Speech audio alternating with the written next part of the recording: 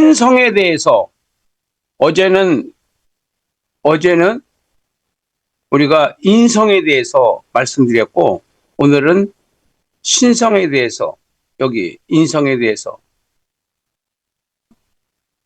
다 했고, 그 다음에 오늘은 예수님은 하나님이시다, 이 부분에 대해서 말씀드리겠습니다.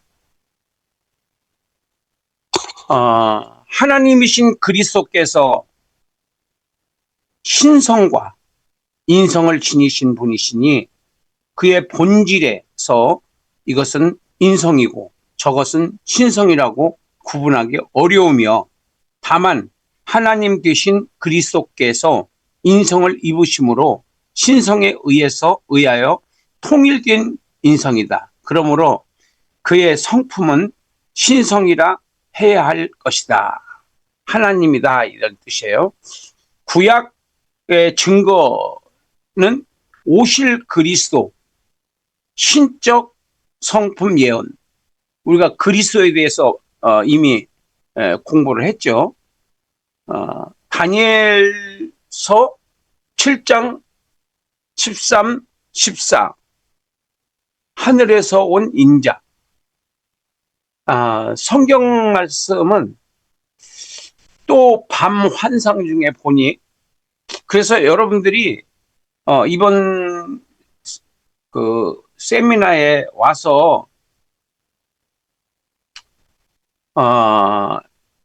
이게 지금 제목만 달려 있어요. 하늘에서 온 인자, 하나님의 아들, 보좌를 가지신 하나님. 이사야 9장 6절은 전능하신 하나님. 전능하신 하나님이 실제적으로 이제 성경 본문을 보면은, 이는 한 아기가 우리에게 낳고 그리고 한 아들을 우리에게 주신 바 되었는데, 그의 어깨에는 정사가 매였고 그 이름은 기묘자라, 모사라, 전능하신 하나님이라, 영존하시는 아버지라, 평강의 왕이라 할 것입니다. 이렇게 되어 있기 때문에 여기서 전능하신 하나님, 예수님은 전능하신 하나님, 우리가 이렇게 이해를 하면 되는데, 실질적으로는 이 본문을 해석해야지 이게 이렇게 와 닿을 수 있는 내용이에요. 그래서 여기서는 구약의 증거, 구약으로 증거를 하겠다 하고, 오실 그리스도의 신적 성품에 대해서 구약에서 이게 모형으로 나타나신 그 하나님에 대해서 여기서는 그냥 전능하신 하나님으로 이렇게 제목을 달았어요. 그 다음에 신약의 증거는 그리스도의 신적 성품에 대해서 예수님 자신의 증거, 예수님 자신의 증거. 그래서 이것을 여러분들한테 본문을 달아주는 게 좋은 건지, 아니면 본문을 같이 성도들하고 같이 읽고 그 다음에 이 주제로 이렇게 요약이 됐다고 하는 것을 표현하는 것이 좋은지, 여러분들이 많이 고민하시다가 이번 세미나에 와서 저한테 의논을 좀 해주시기 바랍니다. 여기 본문을 다 달아줬으면 좋겠다. 안 그러면 그냥 제목만 본문과 제목이 있으니까 읽으면 된다. 그런 분들이 있고, 양쪽으로 이렇게 갈라지는 면이 있어서 내가 다시 한번 질문을 하는 거예요. 어떻게 할까 싶은 생각도 들고 그래서. 요한복음 10장 30절, 요한복음 10장, 이제 신약에서 증거를 한번 찾아보겠습니다. 나와 아버지는 하나이니라 하신데, 이렇게 나와요. 10장 30절에서. 하나. 우리가 삼위일체 하나님에 대해서 공부했어요. 그러니까 하나라고 하면은 한 분이라는 뜻이 아니고 복수다, 이런 얘기죠. 복수. 그러니까 하나님 하면 엘로힘, 그리고 단수는 엘 하나님. 주님들 이렇게 나올 때는 아도나이. 주 단수로 나올 때는 아돈. 이렇게 그 구분이 이 원어에는 돼 있는데 한글에는 이게 구분이 안 돼 있어요. 여기서 그냥 하나라고 이렇게 표현하니까 이 공부를 아는 사람은 도대체 못 알아듣죠. 이게 무슨 말인가? 하나가 뭐지? 자, 그러니까 복수인 것이라는 거죠. 예, 단수가 아니고 하나가. 그 다음에 요한복음 3장 13절, 요한복음 3장 13절은 하늘에서 내려온 자, 곧 인자 외에는 하늘에 올라간 자가 없습니다. 그러니까 예수님은 하나님하고 같이 사역을 하셨던 것으로 요한복음 1장 1절부터 5절까지 읽어보면은 예수님으로 말미암지 않고는 이 모든 창조물이 하나도 된 것이 없다고 그래요. 그러니까 예수님은 창조주이시고 그리고 하나님 아버지하고 동격이고 그런 분이 택한 자기 백성들의 구원을 위해서 사람의 몸을 입고 이 땅에 오셔서 그 엄청난 우리가 당해야 할 그 희생의 대가를 대신 주고 주심으로 말미암아 우리는 그 예수를 믿기만 하면은 죄가 용서받는 우리 이성적으로는 이해할 수 없는 그런 원칙을 딱 세우셨어요. 그래서 어, 그래서 하늘에서 내려온 자. 자, 그 다음에 요한복음 6장 51절. 그는 나는 하늘에서 내려온 살아있는 떡이니 사람이 이 떡을 먹으면 영생하리다. 내가 줄 떡은 그 세상의 생명을 위한 내 살이라. 이렇게 말씀하시니까 못 알아들어요. 그 당시에 예수님을 직접 배웠던 사람들이 이 말이 무슨 말인가? 자기 살을 우리한테 주겠다는 건가? 이렇게 알아들어요. 그래서 이제 나중에 우리가 이제 예수님 부활하시고 승천하시고 그 이후에 성령이 임하니까 그때서 이것이 피는 예수님의 희생을 의미하는 거고 살은 몸짓고 피 흘려 구속의 대가를 지불하시는 그 예수님을 여기서는 먹는다로 나오는데 우리는 어떻게 이해를 했냐면 믿는다로 이해를 하면 돼요. 믿는다. 예수님을 믿음으로 내 살을 먹고 내 피를 마시지 않는 자는 이 말은 주님께서 몸짓고 피 흘려 주고 주심으로 말미암아 우리는 그 예수님을 믿음으로 죄 사함을 받고 영원히 살 수 있는 생명을 얻은 것이다. 하나님께로부터 우리가 선물로 받은 것이다. 이런 의미로 이제 이해를 하시면 되겠어요. 그 떡을 먹고 피를 마시라는 뜻이 아니고 예수님이 몸짓고 피 흘려 죽으신 것이 바로 내 죄 때문이다 라고 시인만 인정만 하고 입으로 시인을 하면은 마음으로 믿어 의에 이르고 입으로 시인하여 구원에 이르느니라. 이 말씀처럼 그대로 그냥 구원이 이루어진다는 뜻으로 이제 이해를 하시면 되겠어요. 그 다음에 요한복음 14장 9절. 나를 본 자는 아버지를 보았다. 그래요. 그러니까 빌립아, 내가 이렇게 오래 너희와 함께 3년 6개월 동안이죠. 있으되 네가 나를 알지 못하느냐? 나를 본 자는 아버지를 보았거늘 어찌하여 아버지를 보이라 하느냐. 아, 그러니까 이번에 이제 그 세미나에 참석을 하시면은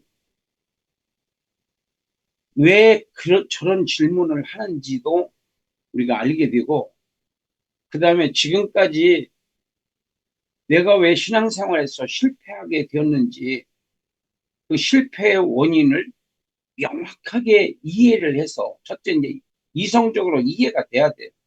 그 다음에 이제 기도를 통해서 믿음이 자라나게 되면은 옛날에 내가 아니라 완전히 다른 내가 돼서 가치가 달라지고 무게가 달라지고 삶이 달라지고 사람들이 나를 보는 눈이 달라져 다 달라지는 그런 사역자가 되어야 되겠습니다. 그래서 나를 본 자는 예수님을 본 자들은 아버지를 보았다. 그렇게 이제 아버지 대신 오신 분이 예수님이기 때문에 우리가 대한민국 미국 대사가 미국의 대통령의 대리로 오신 거자 온 거나 마찬가지죠. 그 다음에 요한복음 1장 49절 요한복음 1장 49절은 요한복음 1장 49절 나다나엘이 대답하여 하되 랍비여 당신은 하나님의 아들이시오 당신은 이스라엘 임금이로소이다.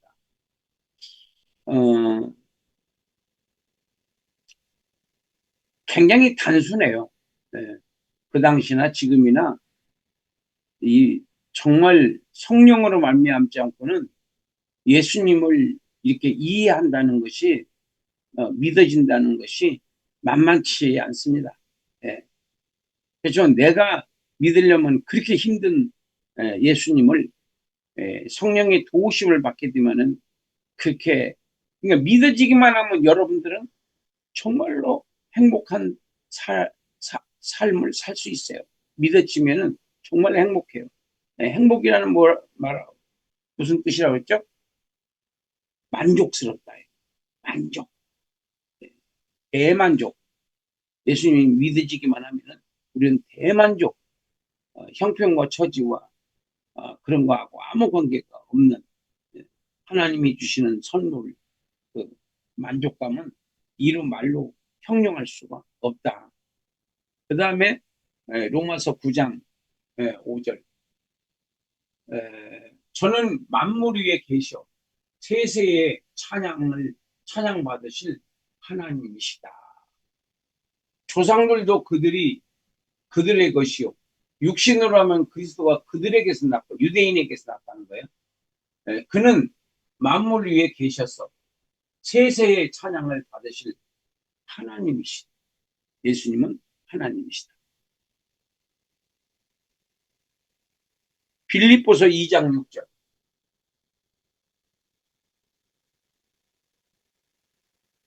그는 근본 예, 그는 근본 하나님의 본체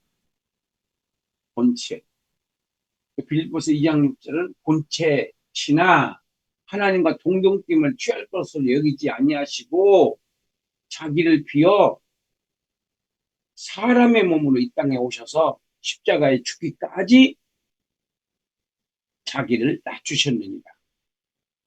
그러므로 하나님 아버지께서 예수님을 높여서 그 누구도 하늘에 있는 천사들이나 땅에 있는 사람들이나 누구도 예수를 주로 시인을 해야 죄사함을 받고 천국에 갈 수 있도록 그렇게 규정을 아버지 하나님께서 그 규정을 정하셨어요. 그래서 그거는 아무도 그걸 바꿀 수가 없습니다. 그래서 예수님은 하나님과 동격이다. 히브리서 1장 3절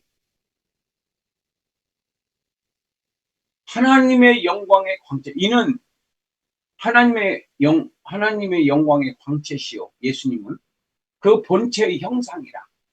그의 능력의 말씀으로 만물을 붙드시며 죄를 정결하게 하는 일을 하시고 높은 곳에 계신 지극히 크신 이의 아버지 우편에 앉으셨느니라. 이 땅에 오셔서 인간, 정말로 수준 떨어진 인간들하고 3년 6개월, 예, 33년 6개월 동안 사시느라고 얼마나 고생을 많이 하셨겠어요. 문화가 같겠어요. 수준이 같겠어요. 무슨 생각이 같겠어요. 다 틀리는데 최대한으로 맞춰줘 가면서 그들과 함께 이렇게 사역을 이렇게 하는 거다라고 하는 것을 병을 고치시고 말씀을 전하시고 구약을 풀어주시고 귀신을 쫓아내시고 이렇게 하면서 이렇게 사역을 하는 거야 하면서 예수님이 미주알 고주알 다 가르쳐 주셨습니다.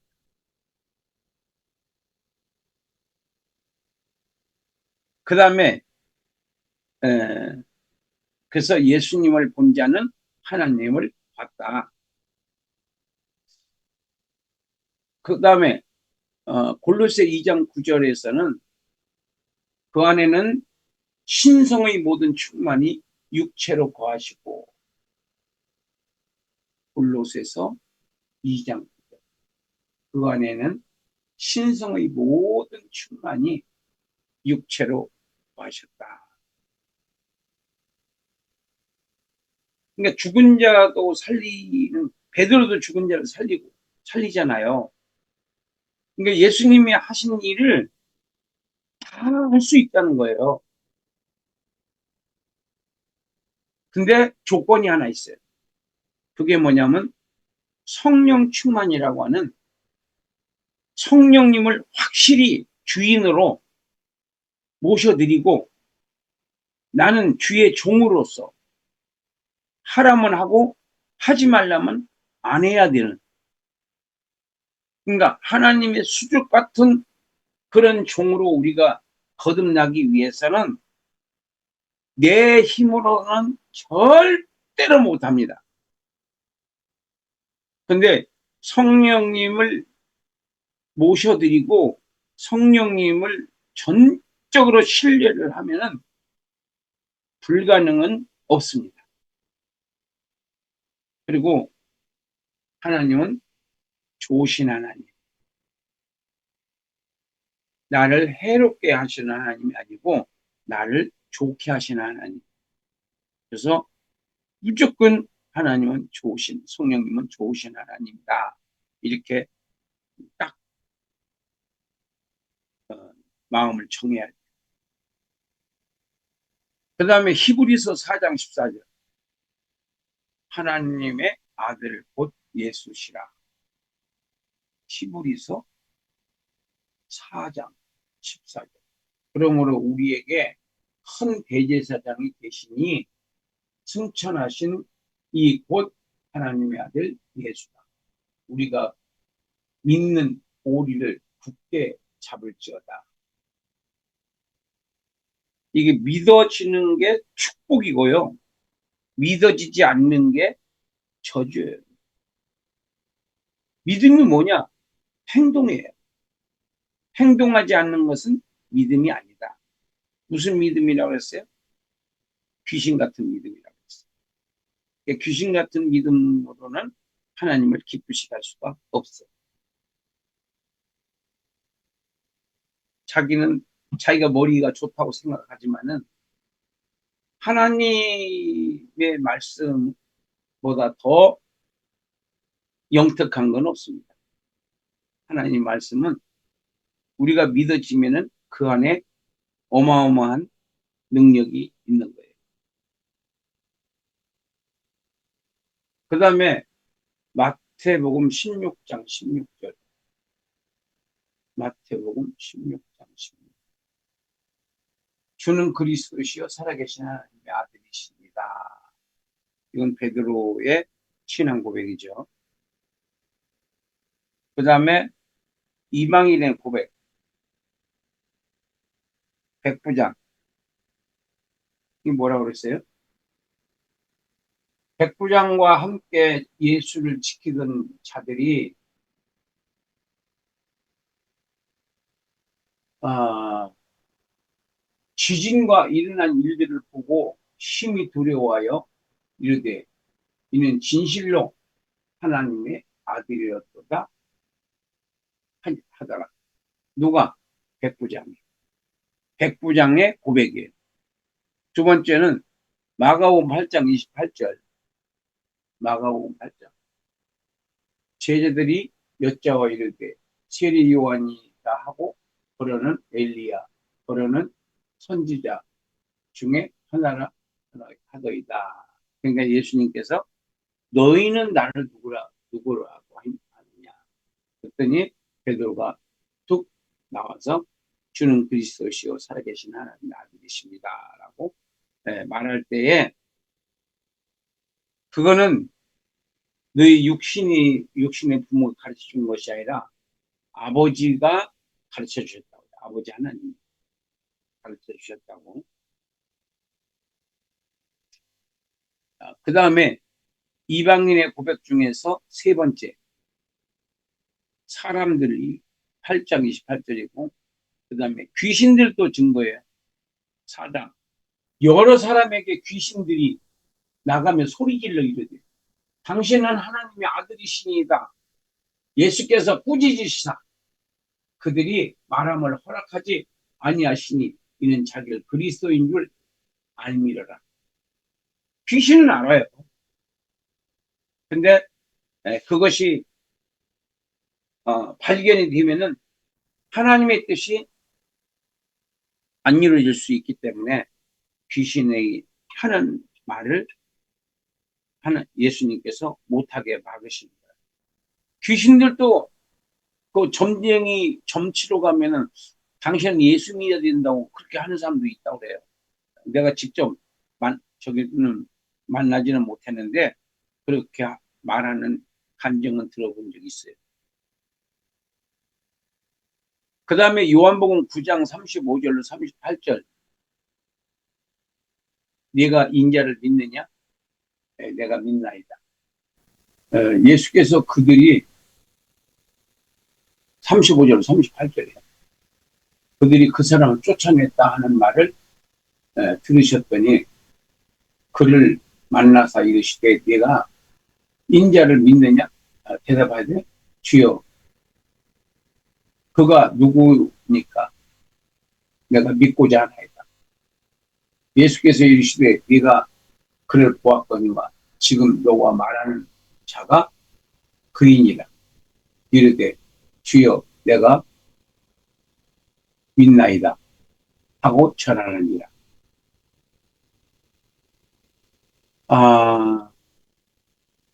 그 다음에 결론입니다. 예수 그리스도께서는 성육신 하시기 전에는 창조주이시며 하나님이시고 육체를 입으신 후에는 제한을 받으셨으며 부활 승천 후에는 신령한 몸이 되셨다. 신령한 몸이라는 이제 부활체 같은 거예요.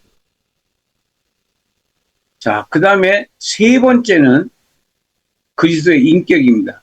두 번째는 뭐라고 그랬어요? 두 번째 신성 예수. 예수는 하나님이시다. 첫 번째는 인성. 예수님은 인간이셨다. 예수님께서는 신성이 있으셨고 인성이 있으셨고 하나님이셨다. 이 부분을 우리가 했고, 세 번째는 그리스도의 인격에 대해서 한번 읽어보겠습니다. 중보자 속에는 오직 한 인격, 곧 불변하시는 로고스가 존재한다. 로고스는 그리스도의 인격의 기초가 되신다. 그러나 중보자의 인격을 오직 신적인 것으로 말하는 것은 잘못이다. 성육신을 통해서 그는 양성으로 이루어진 인격이 되셨다. 그는 하나님이셨고 인간이었다는 것이다. 예수님은 완전하신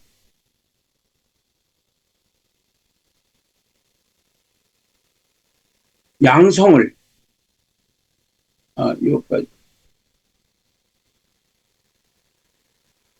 예수님은 완전하신 하나님이자 완전한 사람이셨다. 그는 반인이 아니고 하나님과 인간을 혼합시킨 존재도 아니셨고 하나님일 때도 있었고 사람일 때도 있으셨다는 의미다. 예수님에겐 단일 인격, 한 인격 안에 두 가지 성품이 있을 뿐이다. 웨스트민스터 신앙고백 8장 2절에서 사람은 한 사람인데 그 근본 성질이 두 가지로 구분된다. 이거 어려운 얘기고 그리고 또 견해가 조금 다를 수도 있습니다. 너무 여기에 그냥 매달릴 필요는 없어요.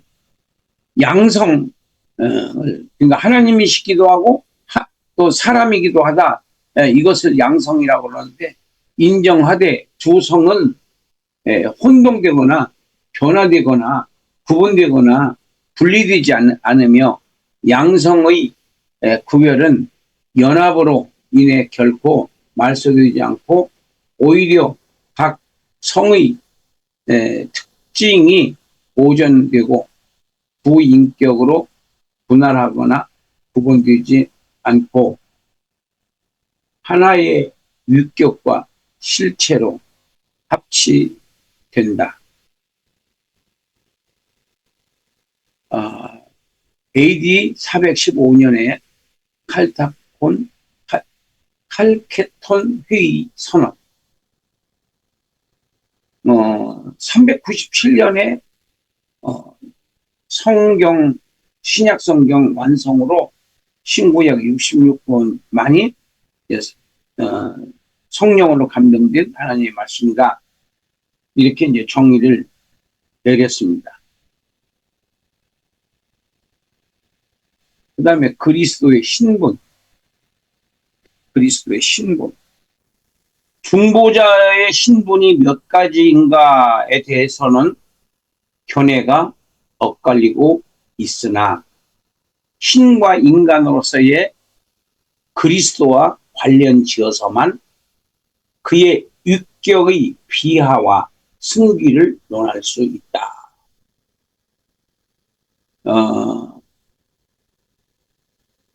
비하, 낮아지는 것, 승기, 높아지는 것. 이 중에서 비하부터 보겠습니다. 예수님이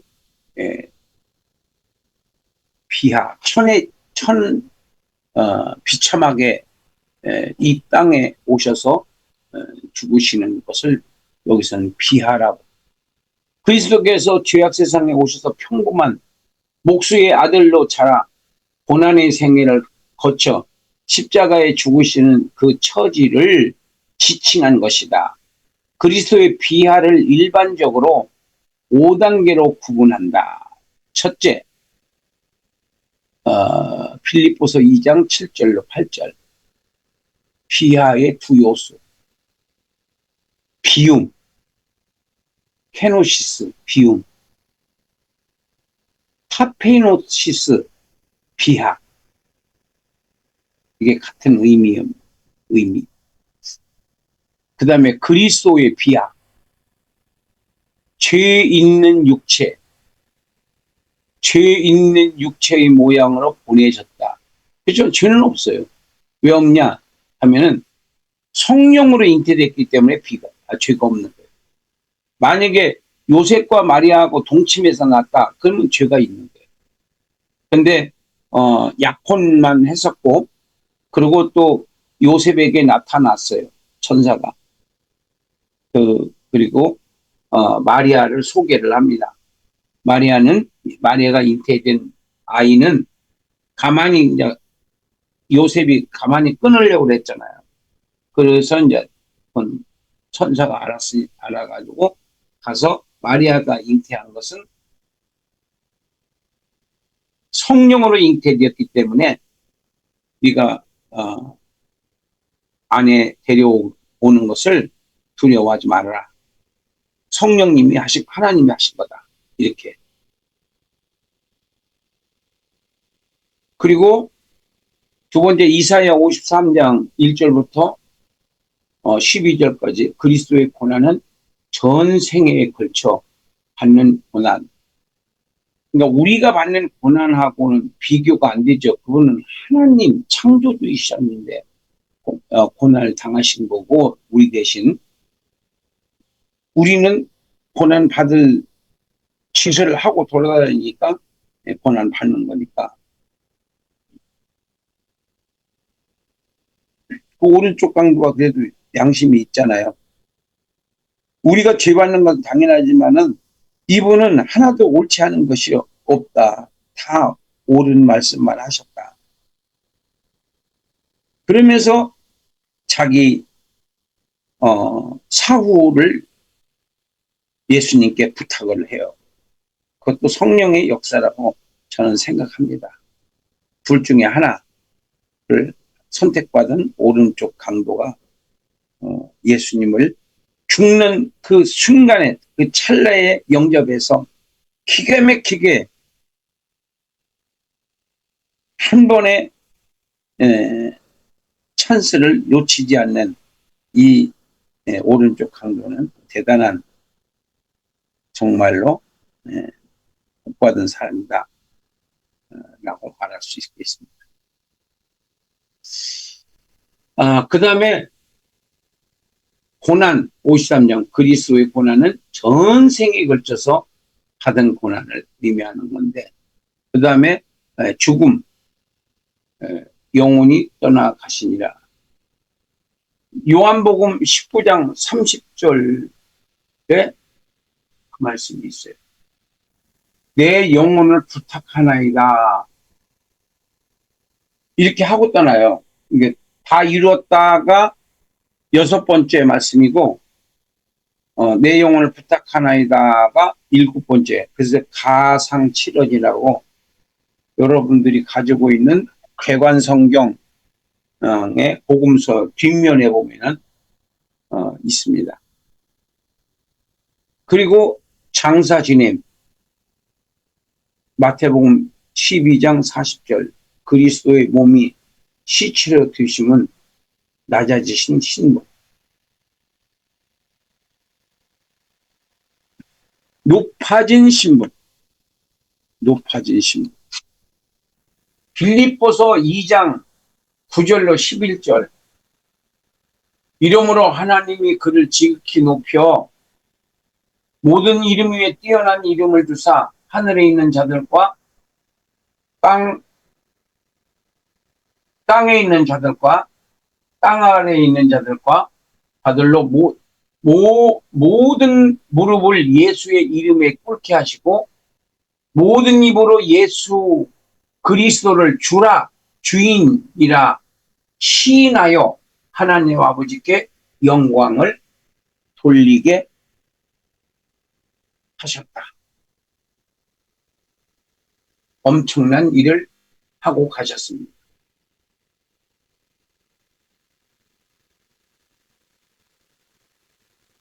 예수 그리스도의 승기 4가지. 첫째, 부활. 고린도전서 6장 14절. 잠자는 자의 첫 열매. 고린도전서 15장 20절. 잠자는 자의 첫 열매. 잠자는 자의 첫 열매가 무슨 뜻이냐면은 죽었다가 죽는 것을 잠잔다고 그래요. 스데반도 잔이라 그러잖아요. 그러니까 죽었다가 살아난 사람은 많지만은 죽었다가 부활해서 승천한 사람은 예수님 뿐이에요. 에녹하고 엘리야는 안 죽고 올라간 사람이고 죽었다가 살아나가지고 천국에 올라간 사람은 예수님 뿐이다. 그래서 그것을 잠자는 자의 첫 열매다. 그렇게 말합니다. 로마서 6장 4절 주님을 살리신 같이 성도를 살리실 것이다. 네, 우리도 예수님처럼 그렇게 부활이 됩니다. 그 다음에 승천, 부활, 그 다음에 두 번째 승천. 고린도전서 15장 5절로 7절 500의 성도들에게 부활된 모습을 보여주셨어요. 근데 마가다락방에 모인 사람은 120명 뿐이었어요. 그 120명이 지금의 기독교를 만들어낸 사람이에요. 물론 당연히 성령님이 하신 일이라고 하는 전제 하에서 말하는 겁니다.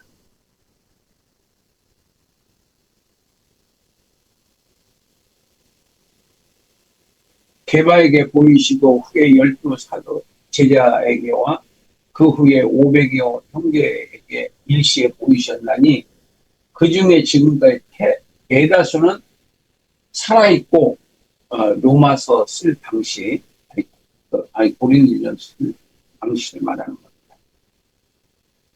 어떤 사람은 잠들었으며 그 후에 야고보에게 보이셨으며 그 후에 모든 사도와 또 사도 바울 자신에게도 보여주셨다. 그렇게 이제 이해를 하면 되겠습니다. 그 다음에 사도행전 1장 9절 저희가 보는 데서 하늘로 올라가시다. 요한복음 14장 3절 너희가 거할 집을 마련하고 다시 오겠다.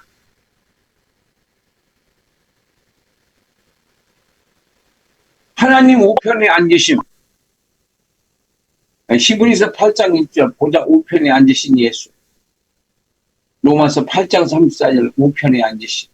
골로새서 3장 1절 성도가 위의 것을 찾아야 하는 이유. 베드로전서 3장 22절 천사들과 권세들과 능력들이 예수께 순복하는 것. 구원과 심판주로 재림하신다. 자, 여기서 지금 뭐 하고 있느냐, 우리가 예수 그리스도의 승리, 지금 몇 가지, 네 가지. 그 다음에 비하는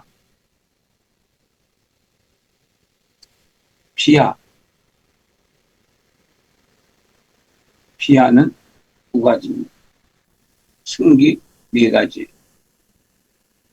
심판주, 구원과 심판주로 오시다. 사도행전 1장 11절 천사가 말하는 내용입니다. 너희가 본 그대로 재림하신다. 천사의 증거예요. 데살로니가전서 4장 14절 우리가 예수께서 죽으셨다가 다시 살아나심을 믿을진데 이와 같이 예수 안에서 자는 자들도 하나님이 그와 함께 데리고 오시리라. 그러니까 죽었던 사람들이 부활하는 거하고 살아있는 사람이 변화되는 거하고 누가 빠르냐? 죽은 자들이 부활되는 것이 더 빨라요. 먼저 예수님하고 공중에서 만남을 갖고 그 다음에 살아있는 사람들은 이렇게 변화를 받아가지고 공중에서 예수님을 영접하는 장면, 생각하면 되겠습니다. 요한복음 5장 22절. 심판은 아들에게 다 맡겼어요. 이제 아버지 하나님이 심판하시는 게 아니고 십자가에 죽으시고 부활하시고 승천하시고 재림하실 그 예수님이 재판장이 되겠습니다. 재판장. 재판장이 얼마나 무서운 건지 아세요? 재판장의 말 한마디면 그냥 감옥에 갈 수도 있고 풀려날 수도 있고 그러잖아요. 고린도후서 5장 10절. 부활 후 각각 행한 대로 보상을 받는 사람, 심판을 받는 사람, 이렇게 두 가지로. 그래서 승기 네 가지를 다 해봤어요. 부활의 예수님, 승천하신 예수님, 하나님 우편에 앉으신 예수님, 구원과 심판주로 재림하실 예수님.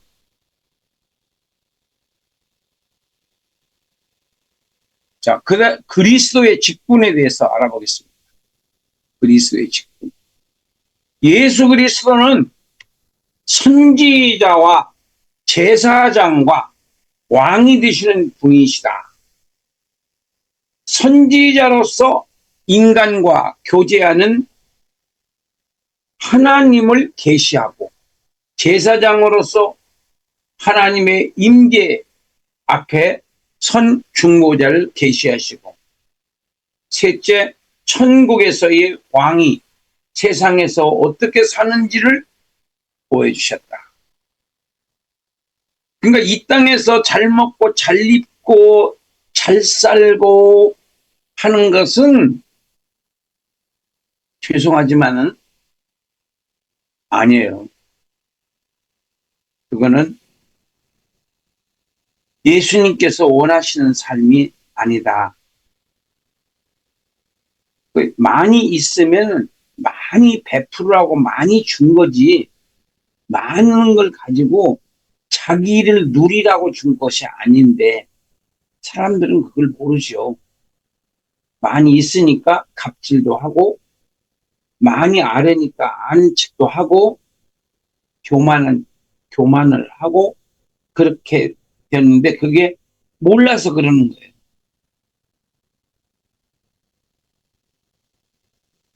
모든 우리가 목회를 못하면요 돈 벌어서 50% 선교원금 뚝 떼어가지고 건들지 말고 선교에 그냥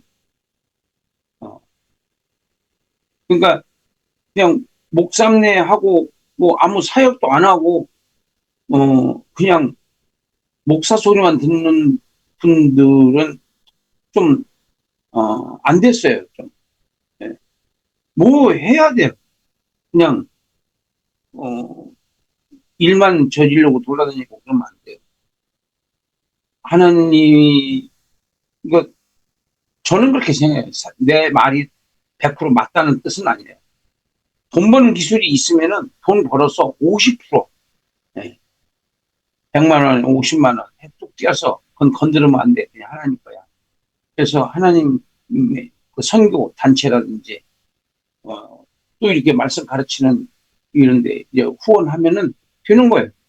근데 뭐 전도도 한 명도 못하고 목회도 하나도 못하고 그러면서 그냥 맨날 공부만 하러 다니는 것도 그것도 좀 문제가 있다 이렇게 생각이 들어가요. 그래서 저는 저의 주의는 그렇습니다. 뭘 하더라도 하나님이 기뻐하시는 일을 뭘 하는 게 중요한 것이 아니라 어떻게 하느냐가 중요하다. 네, 믿음으로 하는 게 중요하다. 뭐 차심 없이 믿음으로 삶을 살면 되는 겁니다. 자, 그 다음에 선지자직, 그리스도의 직분 선지자직 첫째, 대선지자이신 그리스도. 그러니까 이 대선지자라기보다는 완전한 선지자라고 했으면 좋겠어요. 완전한 선지자. 완전한 대제사장. 완전한 대제사장. 완전한 사사. 완전한 사사. 완전한 왕. 완전한 왕. 그러니까 예수님은 이 땅에 오셔서 그러니까 우리가 이 땅에서 어떻게 살면은 천국에 가서 큰 상을 받을 수 있는지에 대해서 예수님께서 직접 보여주신 거예요. 그러니까 예수님의 왕이 되시잖아요. 이제 우리가 재림해서 다 예수님 재림해서 이제 우리 승천해서 하나님 나라가 이 땅에서 마음의 천국에서 이제 진짜 천국에 우리가 들어가게 되면 그때는 예수님이 영원한 왕으로서 통칠 수십억이 아니라 백억 이상이 되는 그 국민들, 백성을 다스리는 예수님, 얼마나 어마어마한 지금 세상에서는 볼 수 없는 그런 영광을 누리시는데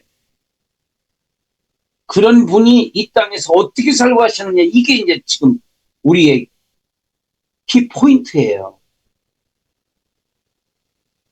그러니까 예수님 같이 살고 하면 성공하시는 거예요. 그러니까 예수님 어떻게 살고 하셨어요? 돌아가실 때 아무것도 남기지 못하고 안 남긴 거 없어요. 예. 옷도 제일 뽑아서 가져갔잖아요. 이게 성공한 신앙생활이에요. 성공한.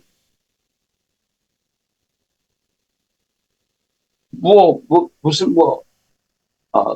은퇴 자금이 몇 억이고 이런 거. 그건 성공한 게 아니에요. 예. 그냥 밥 먹고 살면 돼요. 그 대신 그걸 가지고 이제 예, 전심으로 선교에 투자를 하고 갈 때는 빈손으로 가야 돼. 빈손. 어차피 화장터로 갈 건데 남기면 무슨 소용이 있어? 아무런 의미가 없는 거야. 남기지 않는 게 성공이야. 예수님이 남기지 않고 하셨어.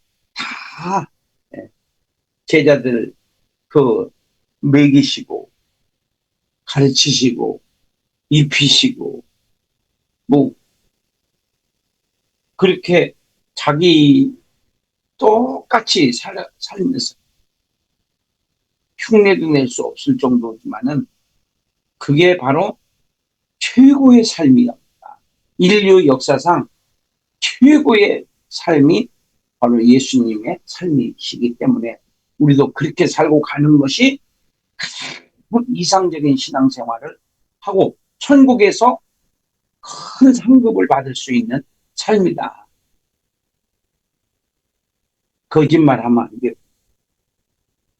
양심을 속으면 안 돼요. 입으로 거짓말하지 않아요. 경건해야 우리가 성령 충만 받지. 거짓말하고 외식하고 말만 이렇게 하고 행동은 안 하고 그러면서 성령 충만 달라고 하면 하나님 주시겠어요? 하나님을 우습게 생각하시면 안 돼요. 하나님을 첫째가 경외해야 돼. 경외가 뭐냐? 두렵고 떨림으로 섬김이라는 의미예요. 하나님을 무서워하지 않는 것은 여호와를 경외하는 것이 지식과 지혜의 근본이라는 거죠. 근본. 뿌리다 이런 게. 뿌리. 하나님을 두려워하지 않는 것은 뿌리가 잘못된 거예요. 뿌리가. 그 다음에 요한복음 6장 14절 그 사람들이 예수의 행하신 그 표적을 보고 말하되 이는 참으로 세상에 오신 그 선지자다. 그 선지자다. 이 말은 메시아다. 이런 뜻이에요. 마태복음 21장 11절 무리가 가로되 갈릴리 나사렛에서 무슨 나온 선지자 예수라. 무리가 가로되 갈릴리 나사렛에서 나온 선지자 예수라 하니라. 선지자는 하나님으로부터 받은 말씀을 전하는 사역자다. 하나님의 뜻을 백성에게 선포하는 자. 선지자는 꿈이나 환상 또는 말씀으로 계시를 받아 백성들에게 경고와 위로와 축복인 하나님의 뜻을 전하는 사역자이다. 두 번째는 제사장직. 히브리서는 히브리서는 그리스도를 제사장으로 호칭한 유일한 책이다. 히브리서가 히브리 5장 5절 대제사장이신 그리스도. 히브리서 5장 1절부터 10절, 7장 15절 예수는 멜기세덱의 계보를 따라 된 대제사장이다. 히브리서 7장 17절로 28절 약점이 없으신 영원한 대제사장 예수님은 히브리서 9장 11절부터 15절 장래 좋은 일의 대제사장.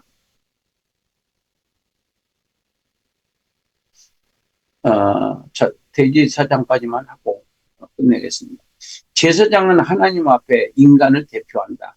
선지자는 하나님의 말씀을 전하는 자고 제사장은 백성에서 하나님 앞으로 가는 자가 되겠어요. 백성의 대표, 인간의 대표.